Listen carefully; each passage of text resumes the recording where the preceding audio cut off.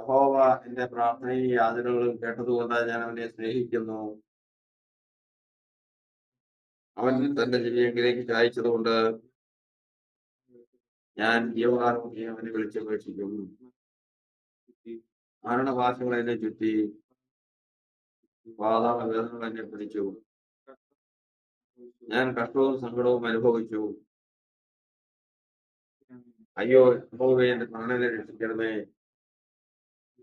എന്നാൽ ഞാൻ യഹോവയുടെ നാമം വിളിച്ചപേക്ഷിച്ചു.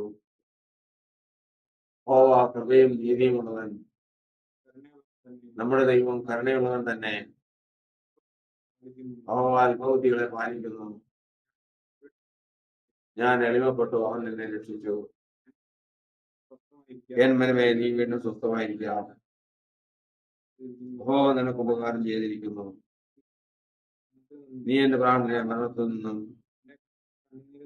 എന്റെ കണ്ണിനെ കണ്ണുനീരിൽ നിന്നും എന്റെ കാലിനെ വീഴ്ചയിൽ നിന്നും രക്ഷിച്ചിരിക്കുന്നു. ഞാൻ ജീവനുള്ള ദേശത്ത് യഹോവയുടെ മുൻപാകെ നടക്കും. ഞാൻ വലിയ കഷ്ടതയിലായി എന്ന് പറഞ്ഞപ്പോൾ ഞാൻ വിശ്വസിച്ചു. സകല മനുഷ്യരും പോർത്തു പറയുന്നു എന്ന് ഞാൻ എന്റെ പരിഭ്രമത്തിൽ പറഞ്ഞു. യഹോവ എനിക്ക് സകല ഉപകാരങ്ങൾക്കും ഞാൻ അവന് എന്ത് പകരം കൊടുക്കും? ഞാൻ രക്ഷയുടെ വനവാസം എടുത്ത് യഹോവയുടെ നാമം വിളിച്ചപേക്ഷിച്ചു. യഹോവയ്ക്ക് ഞാൻ തളർച്ചയുടെ അവസ്ഥകളും കണ്ടു കഴിക്കും.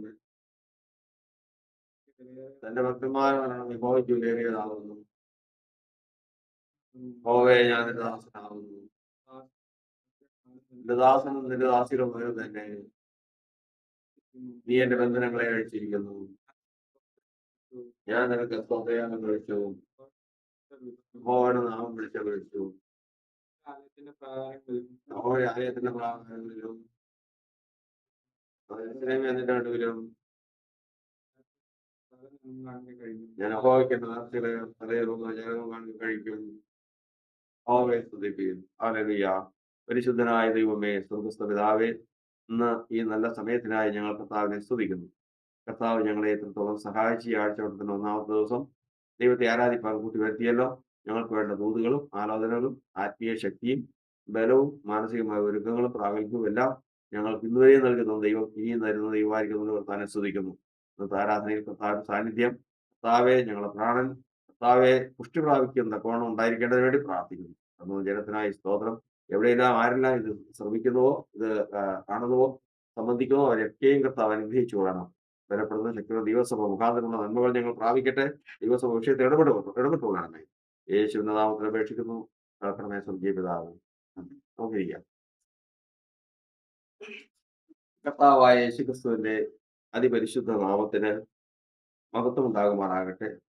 ദൈവകൃപയാൽ നമുക്ക് വീണ്ടും കർത്താവിന്റെ പാദപീഠത്തിൽ ഇരുന്ന് കർത്താവിനെ ആരാധിപ്പാൻ കർത്താവ് നമുക്കൊരു അവസരം തന്നല്ലോ. ഈ അവസരം ദൈവഹിതപ്രകാരം പൂർത്തിയാക്കുവാണെങ്കിൽ എന്തായിരിക്കും അതിന്റെ പരിണിത ഫലം എന്തായിരിക്കും? നമ്മൾ ആവർത്തിച്ച് പഠിച്ചിട്ടുള്ളതാണ്. ഈ ഭൂമിയിൽ ജനിച്ചപ്പോൾ തന്നെ നമ്മുടെ ഉള്ളിൽ മുഴു ലോകത്തേക്കാൾ വില കൂടിയ ഒരു ആത്മാവുണ്ട്, ഒരു ദേഹി. അത് മരിച്ച അവസ്ഥയിലാണ് ജനിച്ചത്. നമ്മൾ ജനിച്ചത് തന്നെ ശരീരം കൊണ്ടേ നമുക്ക് ജീവൻ ഉണ്ടായിരുന്നുള്ളൂ. ആത്മാവ് മരിച്ചതായിരുന്നു. എന്നാൽ തക്ക സമയത്ത് കർത്താവ് തന്റെ നാമത്തെ നമുക്ക് വെളിപ്പെടുത്തി. കർത്താവിന്റെ നാമത്തിൽ വിശ്വാസം ആരംഭിച്ചു, ക്രിസ്തുവിനെ ധരിച്ചു. അങ്ങനെ മരിച്ചു കിടന്ന എഫേസ്യ ലേഖനം 2-ാം അധ്യായത്തിൽ പഠിക്കുന്ന പോലെ അതിക്രമങ്ങളാലും പാപങ്ങളാലും മരിച്ചവരായിരുന്ന നിങ്ങളെയും നമ്മെയും അവൻ ഉയർപ്പിച്ചു വരുത്തുള്ളതുപോലെ അങ്ങനെ മരിച്ച നമ്മുടെ പ്രാണനെ കർത്താവ് ഉയർപ്പിച്ചു തന്നു. അങ്ങനെയാണ് ഈ വിശ്വാസ ജീവിതം ആരംഭിച്ചത്. അങ്ങനെയാണ് നമ്മൾ ഈ സമാധാന ജീവിതം ആരംഭിച്ചത്. എന്നാൽ അതുകൊണ്ട് തീർന്നിട്ടില്ല. ഇങ്ങനെ ജീവിച്ച പ്രാണൻ ഇനി സംസാരിക്കണം. ആ സംസാരിക്കുന്നത്, അതിനുള്ള വഴിയാണ് ആരാധന. അതുകൊണ്ട് എപ്പോഴും നമ്മൾ ഓർത്തുകൊള്ളണം, ഒരിക്കലും ആരാധനയ്ക്ക് ബഹുവിധ മുഖങ്ങളുണ്ട്. ഒരിക്കലും ആരാധനയെ ആരും ആ ഗണ്യമാക്കാതിരിക്കരുത്. എല്ലാവർക്കും പണ്ടേ മുതല് മനുഷ്യരുടെ ഇടയിൽ ഒരു ചൊല്ലുണ്ട്. പെന്തക്കോസ്തുകാരോട് ആരാധനയുടെ ദിവസം മാത്രം ഒന്നും പറയണ്ട. അത് അവർക്ക് എത്ര നഷ്ടം വന്നാലും അവർക്കത് വിഷയമല്ല. അവരതില് ശ്രദ്ധിക്കില്ല. ആരാധന എന്ന് പറയുന്നത് അവർക്ക് എല്ലാറ്റിനേക്കാളും മുഖ്യമാണ്. കാരണം അവരുടെ ദൈവം ഒരു മനുഷ്യൻ പകല് മുഴുവൻ അധ്വാനിച്ചതിന് ശേഷം 6 മണിയാകുമ്പോൾ പണി നിർത്തി കൂലി മേടിക്കാൻ ചെല്ലുന്നത് പോലെയാണ് ആഴ്ചവട്ടത്തിന്റെ ഒന്നാമത്തെ ദിവസം ആരാധനയ്ക്കായിട്ട് വരുന്നത്. അപ്പോൾ കഴിഞ്ഞ ഒരാഴ്ചവട്ടക്കാലം എന്തെല്ലാം ഞാൻ ചിന്തിച്ചിട്ടുണ്ട്, ദൈവത്തെ ഭയപ്പെട്ട് സംസാരിച്ചിട്ടുണ്ട്, ദൈവത്തെ ഭയപ്പെട്ട് പ്രവർത്തിച്ചിട്ടുണ്ട്, ദൈവത്തെ ഭയപ്പെട്ട് അനുഭവിച്ചിട്ടുണ്ട്. ഇതൊക്കെയും കർത്താവ് പരിശോധിച്ചതിന് ശേഷം അതിന് കൂലി തരുന്ന ദിവസമാണ് ആരാധന എന്ന് പറയുന്നത്. അതുകൊണ്ട് ആരാധനയുടെ ദിവസം കഴിഞ്ഞ നാളുകൾ, അതുകൊണ്ടാണ് വചനം പറയുന്നത്, ഇത് മുഴുവൻ കുറിച്ചു വെച്ചിരിക്കുക. യഹോവഭക്തന്മാർ അന്ന് തമ്മിൽ തമ്മിൽ സംസാരിച്ചു. യഹോവ ശ്രദ്ധ വെച്ച് കേട്ടു. ദൈവത്തിന്റെ പൈതൽ ബാക്കിയുള്ളവർ സംസാരിക്കുന്ന പോലെയല്ല. നമ്മൾ ചിലപ്പോൾ ജാതികളുമായിട്ട് ഇടപെടും, ലോകത്തിലേക്ക് ഇറങ്ങും. ഇത് മുഴുവനും കർത്താവ് എഴുതിക്കൊണ്ടിരിക്കുക. എന്താ? യഹോവയുടെ നാമത്തെ സ്മരിക്കുന്നവർക്ക് വേണ്ടി ഒരു സ്മരണ പുസ്തകം എഴുതി വെച്ചിരിക്കുക. ഒരു സ്ഥലത്തേക്ക് പോയി കഴിഞ്ഞപ്പോൾ എല്ലാവരും ഒന്നൊന്ന് ചീത്ത വിളിച്ച് പറയാം. അപ്പൊ ദൈവത്തിന്റെ പൈതലിനൊരു പേടി. അയ്യോ, ഞാൻ എല്ലാവരും പറയുന്ന പോലെ എനിക്ക് പറയാൻ പാടില്ല. ഞാൻ പറയുന്നതിന് അതിൻ്റെതായ അർത്ഥങ്ങളുണ്ട്, അതിൻ്റെതായ നിബന്ധനകളുണ്ട്, പരിമിതികളുണ്ട്. അങ്ങനെ ധാരാളം ചീത്ത കേട്ട് പക്ഷെ തിരിച്ചു പറഞ്ഞില്ല. യേശു ചെയ്തതുപോലെ. യേശു എന്താ ചെയ്തേ? തന്നെ ശകാരിച്ചിട്ട് പകരം ശകാരിക്കാതെ. താൻ എന്തെല്ലാം ശാപവാക്ക് കേട്ടിട്ടും അനുഗ്രഹത്തിന്റെ വാക്കല്ലാതെ പറഞ്ഞിട്ടില്ല. അങ്ങനെയുള്ളതിനെ കർത്താവ് എന്ത് ചെയ്യും? ഒരു പുസ്തകത്തിൽ എഴുതി വെക്കും. ഏത് പുസ്തകം? സ്മരണയുടെ പുസ്തകം എന്ന് പറഞ്ഞാൽ ഓർമ്മ എഴുതി വെക്കും. ഇന്ന സ്ഥലത്ത് ഇന്ന എന്റെ പൈതല് കടന്നുപോയി, അവിടെ വെച്ച് പല സംസാരങ്ങളും ഉണ്ടായിട്ടും എന്റെ മകൻ അത് ഇടപെട്ടില്ല. ആ കാര്യത്തിലൊന്നും എന്തെല്ലാം ചീത്ത അവൻ കേട്ടിട്ടും അവന്റെ വാഗൊണ്ട് എതിര് പറഞ്ഞിട്ടില്ല. അപ്പോ അതവിടെ എഴുതി വെക്കും. എന്താണെന്നറിയാം? ഇതിനൊക്കെ കൂലിയുണ്ട്. സ്മരണ പുസ്തകത്തിൽ എഴുതി വെക്കുക. അതുപോലെ ചിന്തിക്കുന്നത്. നമ്മൾ പറയും, നമ്മൾ വിചാരിക്കും നമ്മൾ ചിന്തിക്കുന്നത് ആരും അറിയുന്നില്ല എന്ന്. നമ്മൾ സംസാരിക്കുന്ന നമ്മൾ ഈ ഹൃദയത്തിന് നിരൂപണം ആരും അറിയാനാ? ഹൃദയത്തിന് നിരൂപണം അറിയാവുന്നത് ആരാ ഉള്ളത്? വേദപുസ്തകപ്രകാരം ആരാ? 2 വാക്കാണ്. ഒന്ന്, മനുഷ്യനോട് അവന്റെ നിരൂപണം ഇന്നതെന്ന് അറിയിക്കുന്ന ഒരുത്തനുണ്ട്, യഹോവ എന്നാവുന്നു അവന്റെ നാമം. അപ്പൊ ആരാ മനുഷ്യന്റെ നിരൂപണം അറിയണേ? യഹോവ. ഇനി രണ്ടാമത്, യേശു എന്ന ഞാൻ ഹൃദയത്തിന്റെ ഉൾപ്പുകളെ അറിയുന്നവനെന്ന് സകല സഭകളും അറിയും. അപ്പൊ രണ്ടാമത് അറിയുന്ന ആരാ? യേശു. അപ്പൊ 2 കാര്യം ഓർത്ത് പോകുന്നു. പിതാവായ ദൈവവും കർത്താവായ യേശു ക്രിസ്തുവാണ് സകല ഹൃദയങ്ങളെ അറിയുന്നത്. ആ 2 വചനങ്ങൾ ഓർത്തിരുന്നോളാം. അപ്പൊ അതുകൊണ്ട് നമ്മൾ എവിടെ പോയിരുന്നാലും എപ്പോഴും നമ്മള് മറ്റുള്ളവർ ചിന്തിക്കുന്ന പോലെയല്ല, നമ്മൾ ചിന്തിക്കുന്നതിന് പരിധിയുണ്ട്. കാരണം ദൈവത്തിന്റെ പരിശുദ്ധാത്മാവ് വ്യാപരിക്കുന്നവൻ ചിന്തിച്ചിട്ടുണ്ടെങ്കിലുണ്ടല്ലോ, യഥാർത്ഥത്തിൽ നമ്മള് കല്ലെറിയുന്ന പോലെയാ. ഒരു ഫലം കണ്ട് അതിലേക്ക് കല്ലെറിഞ്ഞ് അതിനെ വീഴ്ത്തുന്ന പോലെയാ. ഒരു കാര്യം മനസ്സിൽ വെച്ചുകൊണ്ട് നമ്മൾ നിരൂപിച്ചു കഴിഞ്ഞാൽ അതിന്മേൽ പ്രവർത്തനം ഉണ്ടാവും. അതുകൊണ്ടാണ് വചനം പറയുന്നത്, നീ നിന്റെ സഹോദരനെ കുറിച്ച് ദോഷം നിരൂപിക്കരുത്. ലോകത്തെ കണ്ട് ഹൃദയത്തിൽ മോഹിക്കരുത്. കാരണം അങ്ങനെ ചെയ്തു കഴിഞ്ഞാൽ അത് അപ്പോൾ തന്നെ അതിന് പ്രവർത്തനം ഉണ്ടാകും. നമ്മൾ തെറ്റുകാരായി തീരും. അതാണ് പഴയ നിയമത്തിൽ വചനം പറയുന്നത്, നിങ്ങൾ വ്യഭിചാരം ചെയ്യരുതെന്ന് പറയുന്നു. പുതിയ നിയമത്തിൽ പറയുന്നത് അങ്ങനെയല്ല. സ്ത്രീയെ മോഹിക്കേണ്ടതിന് അവളെ നോക്കുന്നതിനല്ല അവൾ വ്യഭിചാരം ചെയ്തു പോയി. അപ്പൊ ഹൃദയപൂർവ്വം അതും ദൈവം നോക്കിയിരിക്കുക. അതും കുറിച്ച് വയ്ക്കും. മൂന്നാമത്തത് പ്രവൃത്തി. പ്രവൃത്തി എങ്ങനെയാ കുറിച്ച് വെക്കണേ? അവൻ എന്റെ കാലടികൾക്ക് ഒരു വര വരച്ചിരിക്കുന്നു. നമ്മള് സ്കൂളിൽ പോകുമ്പോഴത്തേക്കും കുട്ടികൾക്ക് പടം വരയ്ക്കാനായിട്ട് ആദ്യമായിട്ട് ഇവിടുന്ന് അനു സ്കൂളിൽ പോയി കഴിഞ്ഞപ്പോ അവിടെ ചെന്ന് കഴിഞ്ഞപ്പോ വെള്ള പേപ്പറിൽ അവന്റെ കൈ അങ്ങ് വെക്കാൻ പറഞ്ഞു. കൈ വെച്ചതിന് ശേഷം അതിന്റെ പേന കൊണ്ട് ആ കൈയുടെ ചുറ്റും അങ്ങ് വരച്ചു. അപ്പൊ ശരിക്കും വിരലോട് കൂടിയ ഒരു പടം ആ ചിത്രത്തിൽ വന്നു. ദൈവം ഇങ്ങനെയാണ്. എവിടെ പോയിരുന്നാലും ദൈവത്തിന്റെ മക്കൾ കാല് വെക്കുന്ന ഇടമെല്ലാം അവൻ എന്ത് ചെയ്യും? നീ എന്റെ കാലുകൾക്ക് ചുറ്റും വര വരച്ചു വെച്ചു. വരച്ചു വെച്ചിരിക്കുകയാണ്. അത് നാളെ നിഷേധിക്കാൻ പറ്റില്ല. എന്തൊക്കെ ചെയ്യുമെന്ന് ഓർത്തോളണം. നിരൂപണങ്ങൾ അറിഞ്ഞ് അത് കുറിച്ച് വെച്ചിട്ടുണ്ട്. വാക്ക് പറഞ്ഞത് അതും കുറിച്ച് വെച്ചിട്ടുണ്ട്. പ്രവൃത്തി ചെയ്തത് കാല് വരയും വരച്ചു വെച്ചു. നാലാമത്തതാണ് എന്ത്? അനുഭവം. അനുഭവം. അതായത് നമ്മൾ ഒരു മനുഷ്യൻ അനുഭവിക്കുമ്പോൾ, ഞാൻ അനുഭവിക്കുന്നത് യോഗ്യമാണോ?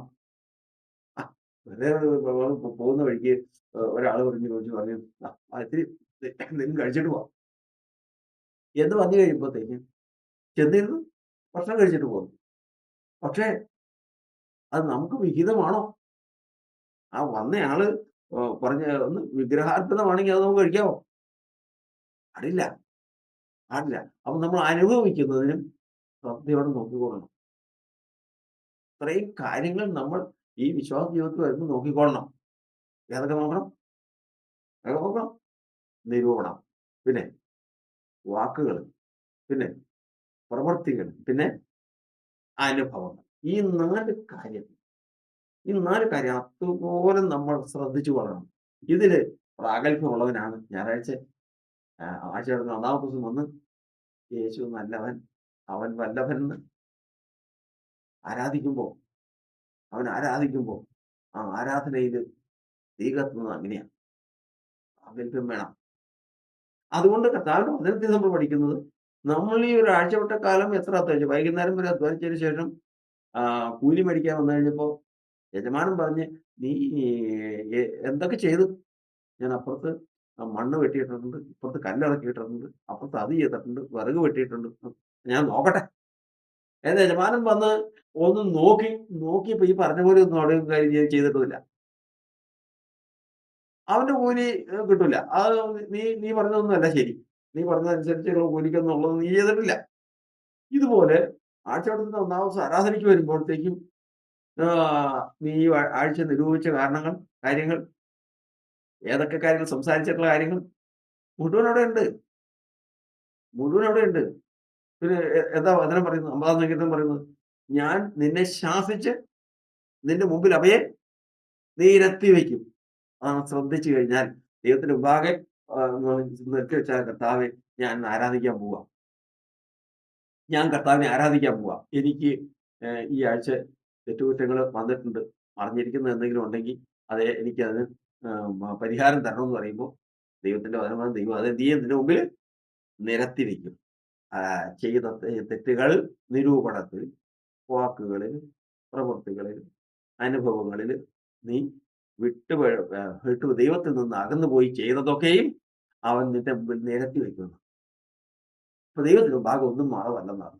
അപ്പോ അങ്ങനെ വരുമ്പോൾ, അതുകൊണ്ടാണ് ആരാധനയ്ക്ക് വരുമ്പോൾ ഏറ്റവും ആദ്യമേ തന്നെ നമ്മുടെ ഹൃദയം കർത്താവിന്റെ സന്നിധിയിലേക്ക് ഇറക്കി വെക്കണം. ഇറക്കി വെച്ചതിന് ശേഷം, ദൈവമേ എന്തെല്ലാം കാര്യങ്ങൾ ഞാൻ തെറ്റിപ്പോയി, അതൊക്കെയും ഒന്ന് പരിഹരിച്ച് ഇന്ന് ദൈവത്തെ സ്തുതിക്കാനും ആരാധിപ്പാനും തക്കവണ്ണം എന്റെ അധരത്തെയും ഹൃദയത്തെയും ആത്മാവിനെയും ശുദ്ധീകരിച്ച് തരണം എന്നുള്ള പ്രാർത്ഥനയോടെ കർത്താവിലേക്ക് മുട്ടെല്ലാം മടക്കി നമ്മൾ ഈ ആരാധന ദൈവത്താൽ അനുഗ്രഹിക്കപ്പെട്ട്, നമ്മൾ ദൈവത്താൽ നിയന്ത്രിക്കപ്പെട്ട് പ്രസാദിച്ച് നമ്മൾ ഇറങ്ങുകയാണെങ്കിൽ, അങ്ങോട്ട് പോയവൻ ആരാ? മോറിയ മലയിലേക്ക് കുഞ്ഞുമായി കയറി പോകുമ്പോൾ അബ്രഹാം ആരാ?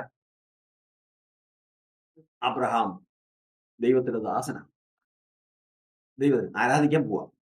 ആരാധന തിരിച്ചു കഴിഞ്ഞ് വന്ന് ഇറങ്ങിയതാരാ? ദൈവത്തിന്റെ സ്നേഹിതന, കൂട്ടുകാരനാണ്. പോയതാരാ? ദാസൻ. ഇറങ്ങി വന്നതോ? സ്നേഹിതൻ, കൂട്ടുകാരനാണ്. അപ്പൊ ആരാധന എന്ത് ആരാധനയാണ്? ഓർക്കണം, എന്തെല്ലാം തെറ്റിക്കാൻ നോക്കിയെന്നറിയോ? ഈ കുഞ്ഞുമായിട്ട് ഓർക്കണം, എല്ലാവർക്കും ഉണ്ട്. ഇപ്പൊ കഴിഞ്ഞ ദിവസമൊക്കെ ഇവിടെ ഞങ്ങളങ്ങ് ഓരോ കാര്യങ്ങൾ സംസാരിക്കുമ്പോ മുസ്തൻ ബ്രദറ് ഉള്ളുകൊണ്ട് വിതുമ്പി പോകുന്ന കണ്ടിട്ടുണ്ട്. കാരണം നഥനയേലിനെ കുറിച്ച് പറയുമ്പോൾ. കാരണം അവന്റെ ജീവിതം എന്ന് പറയുന്നത് അടുത്ത തലമുറയാണ്. ഇനി ആ ഭവനം നിലനിർത്തേണ്ടതും പുസ്തകം പകരം നാളെ നിന്റെ മക്കൾ നിന്റെ പിതാക്കന്മാർക്ക് പകരം ഇരിക്കുമെന്ന് പറയുന്നതും അവനെ കണ്ടുകൊണ്ടാ. ആ കുഞ്ഞിനുമായിട്ടാണ് കർത്താവ് യാഗം കഴിക്കാൻ പറഞ്ഞേക്കുന്നത്. ആ കുഞ്ഞുമായിട്ട് പോവാ. പോയപ്പോഴാ കുഞ്ഞ് ചോദിക്കുന്നത്. അപ്പൊ നമ്മളെവിടെ പോവാ? നിനക്കറിയാൻ പാടില്ല. നമ്മൾ ആരാധനയ്ക്ക് പോവാ. എന്ത് യാഗം കഴിക്കാൻ പോവാണ്. അതിന് കത്തി എടുത്തിട്ടുണ്ട്, വിറകെടുത്തിട്ടുണ്ട്, തീയുണ്ട്, എല്ലാം ഉണ്ട്. പക്ഷേ ഈ ഇതെവിടെയാ? യാഗമൃഗം എവിടെയാ? ഇളകാൻ നോക്കണതാ. ശത്രു ഇതൊന്നും മുടക്കണം. ഇതൊന്നും മുടക്കണം. ഇത് മുടക്കിയില്ലെങ്കിൽ ഇന്ന് മോറിയ മല എന്ന് പറയുന്നത് ദൈവത്തിന്റേതായി പോകാൻ പോവാ. ദൈവം ആ ആ 6 ദിവസം സൃഷ്ടി നടത്തി മനുഷ്യനെ ഇത് മുഴുവൻ ഏൽപ്പിച്ചതാ. ഇത് മുഴുവനും മനുഷ്യന്റെ കാൽക്കീഴായിരുന്നു. സകല ലോകവും എവിടെയായിരുന്നു? സകല ലോകവും എവിടെയായിരുന്നു? മനുഷ്യന്റെ കാൽക്കീഴായിരുന്നു. ആരുടെ? ആദാമിന്റെ കാൽക്കീഴായിരുന്നു. എന്നാൽ ഇന്ന് ആദാം തെറ്റിയതോടുകൂടി ആരുടെ കാൽക്കീഴായി? സകല ലോകവും ദുഷ്ടന്റെ അധീനതയിൽ കിടന്നു. ഇനി ഇതിൽ നിന്ന് ദൈവത്തിന് ഒരു ആലയം പണിയാനുള്ള സ്ഥലം തിരിച്ചു മേടിക്കണം. ദൈവത്തിന് ഒരു ആലയം പണിയാനുള്ള സ്ഥലം തിരിച്ചു വേണം. തിരിച്ചു വേണമെങ്കിൽ എന്ത് വേണം? അനുസരണം. ആദാം അനുസരണക്കേട് കാണിച്ചപ്പോൾ പോയത് അനുസരണം തികച്ച ഒരാളെ വേണം. അതിന് വേണ്ടിയിട്ട് അബ്രഹാമിനെ വിട്ടത്. അബ്രഹാം പോകുന്ന വഴിക്ക് മകനെ കൊണ്ട് ഇത് ചോദിപ്പിക്കുക. എല്ലാം ഉണ്ടല്ലോ അപ്പ, മൃഗത്തെ കണ്ടില്ലല്ലോ.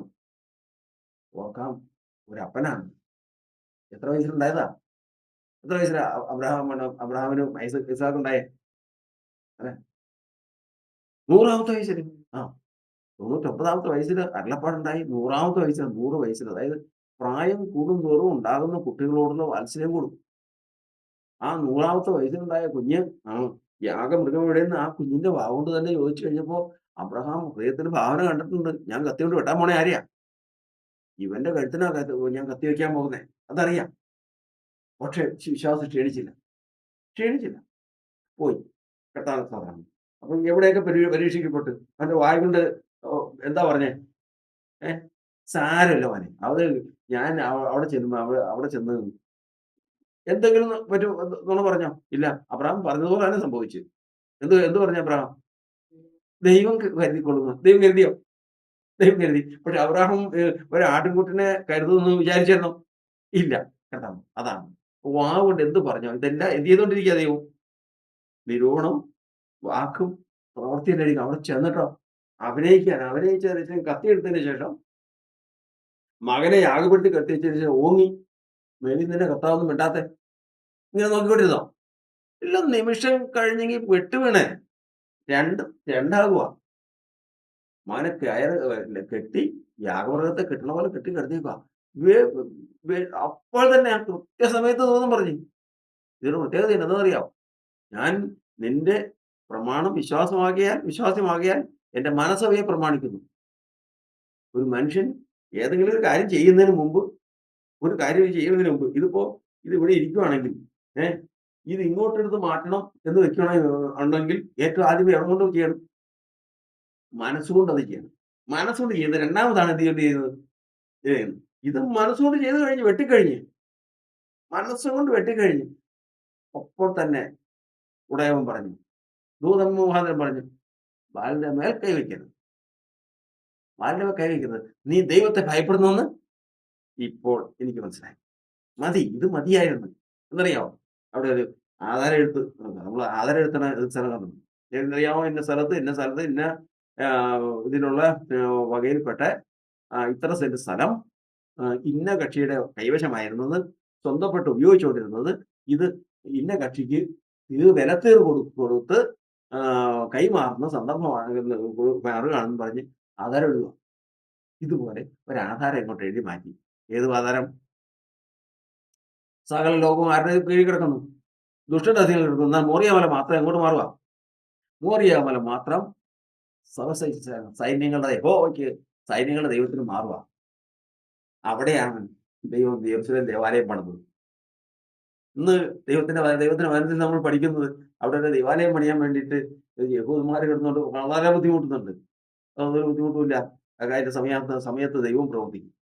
ആ ദൈവത്തിന്റെ പ്രവൃത്തി കാരണം അന്ന് തന്റെ കുഞ്ഞിന്റെ നേരെ ദൈവത്തെ ഭയപ്പെട്ടിട്ട് ദൈവത്തെ സ്നേഹിച്ച് കത്തി ഓങ്ങിയെങ്കിൽ അത് ദൈവത്തിന് ഭാഗം മറന്നു പോവില്ല.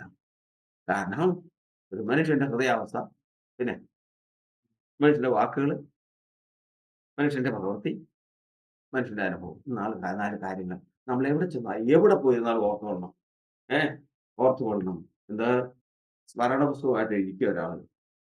എന്റെ ഹൃദയത്തിന്റെ ഉൾപ്പുകളെ പരിശോധിച്ചുകൊണ്ട്, വാക്കിനെ പരിശോധിച്ചുകൊണ്ട്, പ്രവൃത്തിയെ പരിശോധിച്ചുകൊണ്ട്, അനുഭവത്തെ നോക്കിക്കൊണ്ട്, എന്റെ കാലിന് വരയ്ക്കുന്നവൻ ഇത് ചെയ്തുകൊണ്ടിരിക്കുക.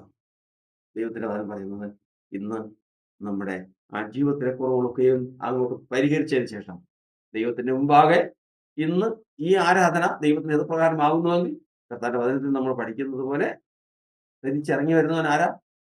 മോറിയ മലയിൽ നിന്ന് ദൈവത്തിന്റെ കൂട്ടുകാരനാണ് അറിയുന്നത്. നീ പോയതുപോലെയല്ല വരുന്നത്. പോയത് ദൈവത്തിന്റെ ദാസനായിട്ടാണ്.